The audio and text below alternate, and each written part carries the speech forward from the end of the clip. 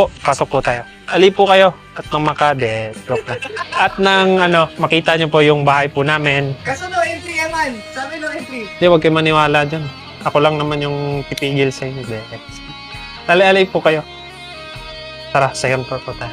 Pasensyahan nyo na po yung kwarto ko. Medyo ito po, natutulog. At paminsan-minsan, nagbabasa rin po ako ng manga. Umaga pa lang, todo ensayo na siya. Matakbo po ako ng 10 to 15 kilometers araw-araw para sa stamina ko po. Pagkatapos ko po mag-jogging ng 10 to 15 kilometers, sa shadow boxing po ako ng 6 to 4 rounds po for 3 minutes po. Tapos magsi-sit-ups po tayo ng 1,000 sit-ups po. Tingnan mo nyo ho, yung t-shirt ni Emma, no? Jesus is King. Very spiritual ka rin. Opo, nagbabasa po ako ng Bible day and night. The spirituality of Pacquiao. Gaya ng kanyang ama, relihiyoso rin si Eman, pastora